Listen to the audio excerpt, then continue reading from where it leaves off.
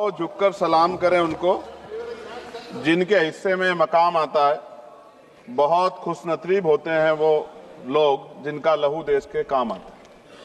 मैं सबसे पहले ऑपरेशन सिंदूर में जो हमारे देश की सेना है उसने जो पराक्रम दिखाया, शौर्य दिखाया, उसके लिए उनको सैल्यूट करता हूं, जय भीम करता हूं। और पहलगाम हमले में जो निर्दोष हमारे नागरिक शहीद हुए या अन्य जो लोग उसके बाद सीज फायर के बाद जो शहीद हुए, उन सभी लोगों के लिए प्रार्थना करता हूं कि उनके परिवारों को कुदरत दुख सहने की शक्ति दे। महोदया, मेरे कुछ सवाल हैं सरकार से।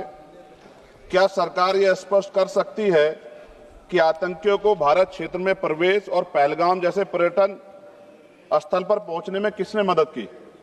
क्या सुरक्षा एजेंसियों को इस हमले की पहले से कोई खुफिया इनपुट प्राप्त हुए थे? यदि हां तो उन पर क्या कार्रवाई हुई? पहलगाम हमले में शहीद हुए नागरिकों और स्थानीय ड्राइवर माजिद खान के परिजनों को सरकार द्वारा क्या मुआवजा और सहायता दिया गई? क्या सरकार पर्यटकों की सुरक्षा सुनिश्चित करने के लिए विशेष स्टैंडर्ड ऑपरेटिंग प्रोसीजर लागू कर रही है?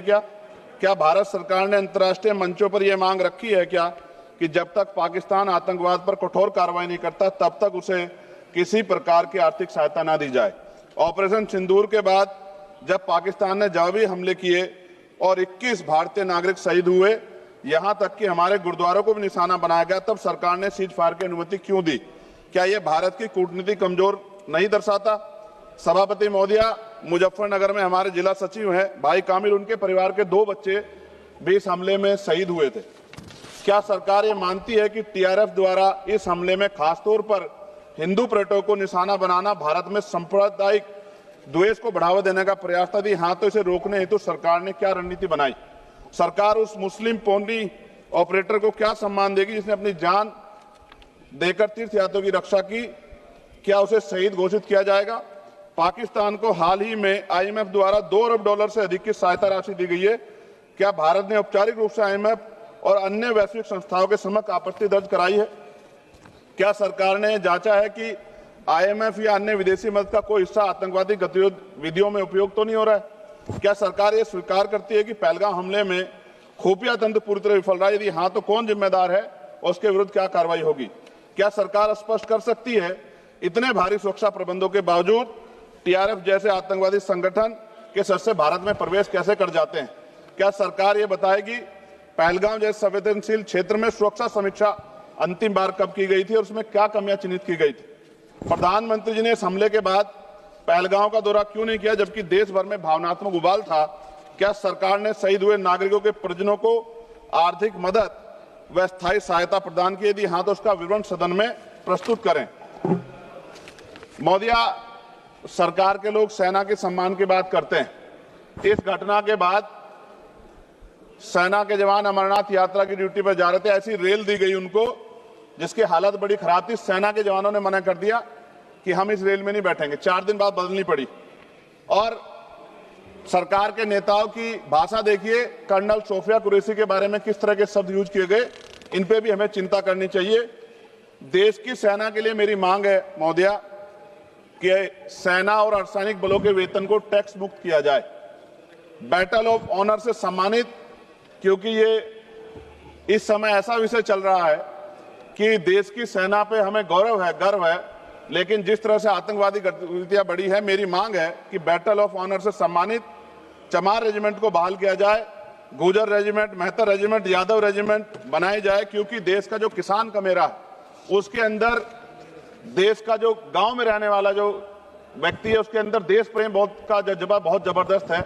अगर इनको मौका मिलेगा तो शायद पाकिस्तान छोड़िए, चाइना की हिम्मत भी नहीं होगी कि हमारे देश की तरफ आंख उठा के देख ले। महोदया, बाबा साहब अम्बेडकर कहते थे हम प्रथम और अंत्य भारतीय हैं। भारत की आन पे जब आंच आती है तो जिस तरह इस बार प्रदर्शन हुआ, एकजुट रहा देश, सारा विपक्ष हो पक्ष हो सब एकजुट रहे, ऐसे हमें एकजुट रहना चाहिए। अगर हम एकजुट रहेंगे तभी हम आतंकवादियों से लड़ पाएंगे। महोदया, 1965, 71, 1999 के युद्ध में किसी भी अरब देश ने पाकिस्तान का साथ नहीं दिया था, लेकिन आज एक भी अरब कंट्री हमारे फेवर में नहीं खड़ी। क्या हमें अपनी फॉरेन पॉलिसी पर नहीं सोचना चाहिए कि ऐसा क्या हो गया कि हमारी राजनीतिक जो भारतीय की लोकल राजनीति है इसके चक्कर में क्या हमारी फॉरेन पॉलिसी या हमारे मित्रों को के मन में पीड़ा तो नहीं पहुंच रही है? पाकिस्तान ने कहा और आपने मान लिया, और आपने सीज फायर का आज रक्षा मंत्री जी को मैंने सुना, उन्होंने कहा भाई, उन्होंने कहा कि महाराज हाथ जोड़ते हैं, छोड़ो। उन्होंने कहा और आपने मान लिया, लेकिन फिर उसके बाद 10 तारीख को दोबारा से जो है ड्रोन उड़े और 15 लोग शहीद हुए, 43 लोग घायल हुए। हम अपने आम नागरिकों को क्यों, जबकि मान रहे हैं, मैंने रक्षा मंत्री जी को सुना, वो कह रहे हैं कि ऑपरेशन सिंदूर खत्म नहीं हुआ, ये रोका गया, इसका मतलब हमें खतरा है कि दोबारा भी हमला हो सकता है, पाकिस्तान अपनी हरकतों से बाज नहीं आ रहा। तो हम अपने आम नागरिकों को और सेना के जवानों के जीवन को खतरे में क्यों डाल रहे हैं भविष्य में? क्या हमें इसके पुख्ता और परमानेंट इंतजाम नहीं करने चाहिए? जैसे अगर सरकार को, मैंने कई बार सुना सरकार के लोग अखंड भारत की बात करते हैं, इससे अच्छा मौका आपको काम मिलता। पीओक्यू लेने के बाद हमारे उत्तर प्रदेश के मुख्यमंत्री बार बार कहते कि चुनाव में कह रहे थे 6 महीने के बाद पीओक्यू इधर होगा, सरकार बन की, जनता ने तो मौका दे दिया, कहां है पीओक्यू? क्यों नहीं लेके आए इस बार आप लोग? तो पहली सीढ़ी तो इस बार ही चढ़ गए थे। जिस तरह से मीडिया ने माहौल बनाया था मोदिया, तो ऐसा लगा कि अगर देश की सेना ने जो हिम्मत जुटाई थी, सरकार मदद करती, तो माननीय नरेंद्र मोदी जी पाकिस्तान के भी प्राइम मिनिस्टर होते इस बार, इसी बार, और फाइनेंस मिनिस्टर बैठी है हमारी, ये पाकिस्तान की फाइनेंस मिनिस्टर होती। इस तरह के हालात बने हुए थे और ऐसा मौका चूकना ही नहीं चाहिए था।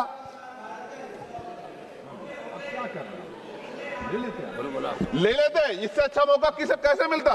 पूरा देश एकजुट था। मोदी, मैं खत्म करूंगा, पूरा देश एकजुट था, इससे अच्छा मौका कहां था? लेकिन अब अमेरिका में बैठ के कोई देश के फैसले कर ले तो देश की गरिमा पे, संप्रभुता पे बहुत बड़ा हमला है। इसको हमें समझना चाहिए, हमें समझना चाहिए किसी की हैसियत नहीं है।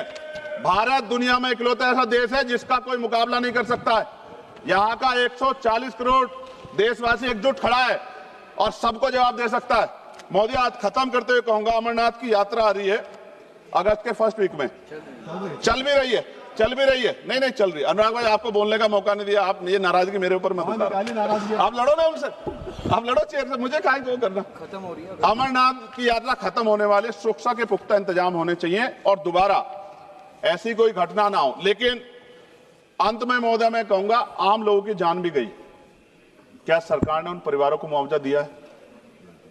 क्या उनके जीवन का कोई मूल्य नहीं? जिन्होंने अपने परिवार खोए, जिन्होंने अपना घर का बेटा, पति, घर का कमाने वाला खो दिया, उनका भी तो अधिकार बैठता है। सरकार ने क्या मुआवजा दिया, इस बात की जानकारी भी सरकार को पटल पर रखनी चाहिए, सामने रखनी चाहिए। और अंत में मैं धन्यवाद दूंगा भारतीय सेना को और भारत के का जो प्यार है कि पाकिस्तान और आतंकवादियों के भरसक प्रयास था कि यहां सांप्रदायिकता का माहौल बन जाए, लेकिन देशवासियों ने समझदारी दिखाई।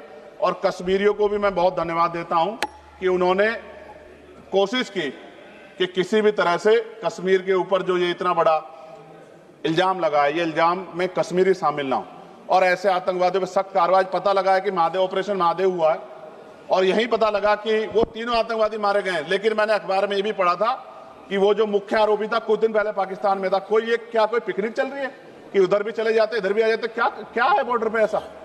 ये बताना चाहिए ना देश को।